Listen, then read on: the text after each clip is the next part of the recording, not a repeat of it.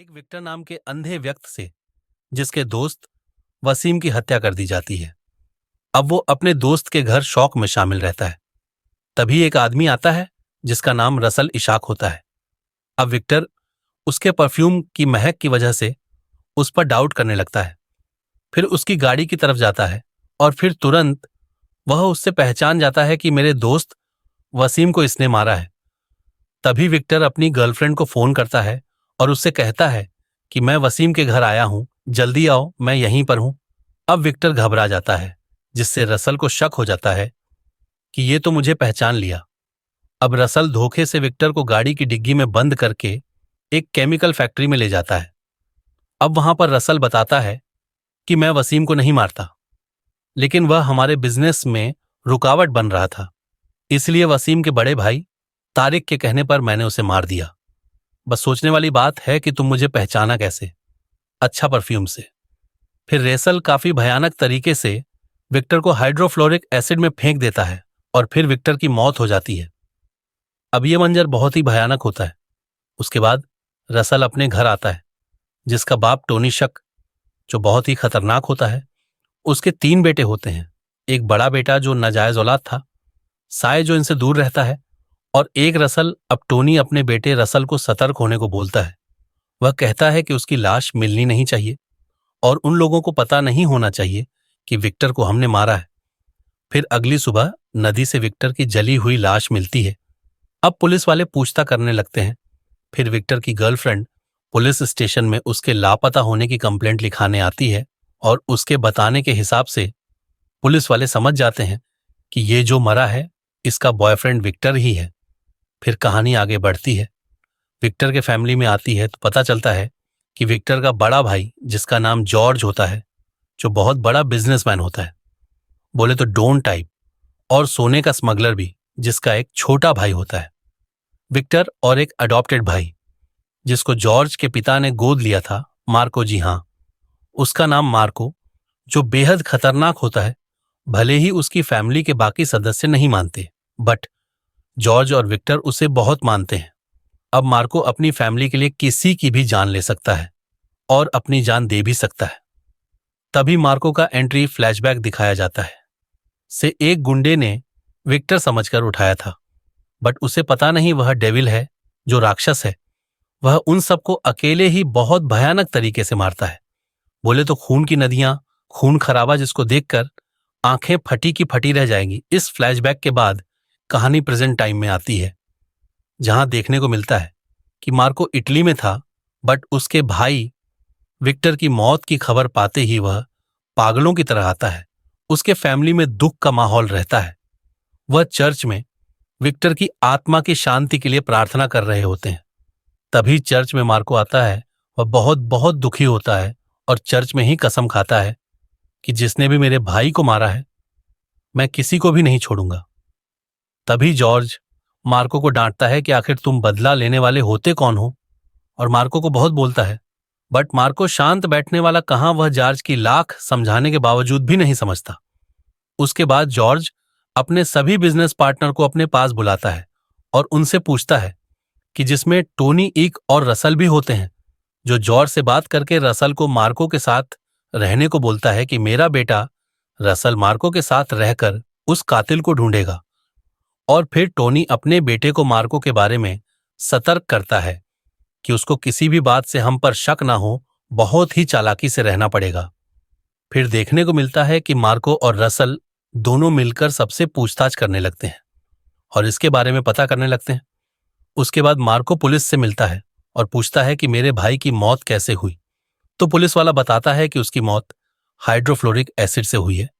फिर मार्को छानबीन जारी रखता है, बट वह जिन लोगों से पूछ रहा होता है वही लोग कातिल होते हैं, बट मार्को समझ नहीं पाता। फिर दूसरे दिन मार्को फैक्ट्री में जाता है, बट वहां पर अखाड़ा हो रहा होता है, यानी मौत का खेल। तब मार्को वहां खड़ा होता है और एक आदमी उसे लड़ने के लिए ललकार होता है और वह बोलता है कि हम दोनों में से सिर्फ एक ही बचेगा। तभी मार्को 1 मिनट में ही उसकी सारी गर्मी उतार देता है। फिर क्या उसके सभी गुंडे मार्को पर अटैक करने लगते हैं। अब मार्को सबकी धुलाई करने लगता है और फिर उस आदमी से मार्को पूछता है और वह किसी दूसरे आदमी के बारे में बताता है। अब आगे देखने को मिलता है कि जो टोनी होता है वह सोने की डील के बारे में डिस्कस करता है। वह बोलता है कि शिप पर 120 किलोग्राम सोना उतरेगा और उसमें से हम 30 किलोग्राम सोना कस्टम वालों को दे देंगे और फिर 90 किलोग्राम सोना हम रख लेंगे। अब इसमें जॉर्ज का भी सोना होता है जिसे टोनी पकड़वा देता है और खुद हड़प लेता है।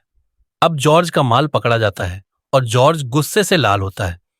वह सभी पार्टनर से बोलता है कि मुझे तुम्ही लोगों में से किसी ने धोखा दिया होगा और माल पकड़वाया होगा।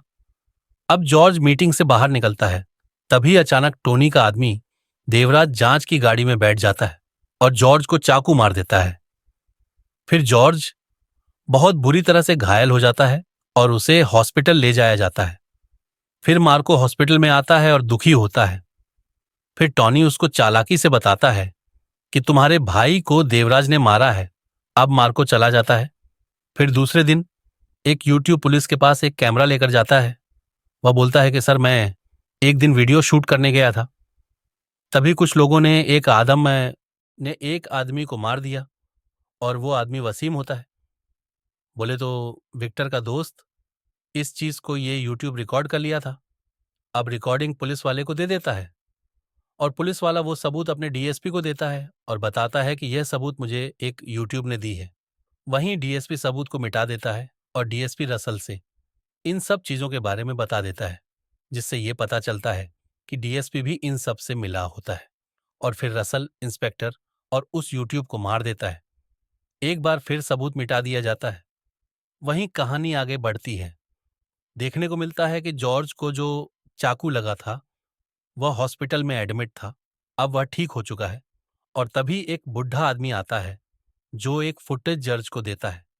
दरअसल ये फुटेज पुलिस वाला मरने से पहले इस बुढ़े को दे दिया था। वह कहता है कि मुझे किसी पर भी भरोसा नहीं, अगर मुझे कुछ हुआ तो आप ये पेन ड्राइव जॉर्ज को दे देना। फिर क्या बुढ़ा आदमी वैसा ही करता है? फिर जॉर्ज उस वीडियो को देखता है और वह मार्को को कॉल करके बताता है, बट मार्को फोन स्पीकर पर किया रहता है, जिससे उसके साथ गाड़ी में रसल भी था और वह सुन लेता है। फिर अचानक मार्को पर हमला कर देते हैं। मार्को को जंगल में ले जाकर उसको बहुत मारते हैं, बट जब मार्को को गुस्सा आता है तो वह वहां बारी बारी से सबको मारने लगता है। तभी जब मार्को रसल को जान से मारने के लिए आगे बढ़ता है तो अचानक टोनी फोन करता है और वो बोलता है कि तेरे भाई की गर्लफ्रेंड मेरे पास है और उसके पेट में विक्टर का बच्चा है। अब मार्को मजबूर होकर रसल को छोड़ देता है।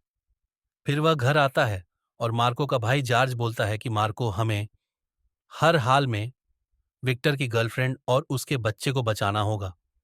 अब मार को बचाने के लिए उसके अड्डे पर जाता है और तभी उसके गुंडे लोगों की खूब पिटाई करता है और फिर देखता है कि टोनी वहां अकेला होता है और मार्को उसे पकड़ लेता है और उसका हाथ काट देता है और फिर उसका एक हाथ लेकर रसल के पास जाता है। अब मार्को भी रसल से बोलता है कि विक्टर की गर्लफ्रेंड को छोड़ दे, नहीं तो तेरे बाप को मार दूंगा। फिर रसल उस लड़की को छोड़ देता और मार्को टोनी को कहाँ छुपाया है उसका लोकेशन रसल को बता देता है और मार्को उस लड़की को लेकर घर चला आता है। अब देखते हैं कि रसल अपने बाप के पास जाता है और बुरी तरह फंसा होता है। फिर टोनी मर जाता है क्योंकि वहां पर बम लगा होता है। फिर कहानी आगे बढ़ती है। मार्को को जॉर्ज बुलाता है और बोलता है कि तुम विक्टर की गर्लफ्रेंड को लेकर यहां से चले जाओ, बट मार्को बोलता है कि मैं तुम्हें छोड़कर कहीं नहीं जाऊंगा। और उधर रसल अपने बड़े भाई साइरस के पास जाता है जो बेहद खतरनाक होता है। अब रसल उसे बताता है कि भैया, हमारे बाप को मार्को ने मार दिया। और यह सुनकर साइरस गुस्से से पागल हो जाता है। वह प्लान बनाता है कि उसकी पूरी फैमिली को मार दूंगा। फिर रात में साइरस और रसल अपने गुंडों के साथ मार्को के घर में घुसते हैं और लाइट काट देते हैं, जिससे जॉर्ज और मार्को को पता चल जाता है कि कुछ तो जरूर हुआ है और वे सतर्क हो जाते हैं। बट साइरस शैतान की तरह आता है, सबको मारने लगता है। तभी जॉर्ज उनसे बहुत लड़ता है, बट वह साइरस का कुछ उखाड़ नहीं पाता है। वह धीरे धीरे सारी फैमिली को मार देता है और मार्को की आंखों के सामने जॉर्ज और विक्टर की गर्लफ्रेंड यानी सबको मार देता है। अब मार्को को अधमरा करके विक्टर के बच्चों को लेकर चले जाते हैं। फिर मार्को बहुत दुखी था। वह उन्हें जान से मारने के लिए तैयार होता है। फिर वह साइरस के अड्डे पर जाता है बच्चे को बचाने के लिए। अब वह सबको मारना शुरू करता है। पहले रसल को मारता है, फिर साइरस को मार देता है और विक्टर के बच्चे को बचा लेता है। लेकिन इस लड़ाई में मार्को अपनी सारी फैमिली खो देता है। वह सिर्फ एक बच्चा बचाता है। इस तरह कहानी का दंड हो जाता है। ऐसी ही और मूवी के स्टोरी के लिए सब्सक्राइब करें और कमेंट दूसरे मूवी का नाम डाल दे जिसका स्टोरी आप जानना चाहते हैं।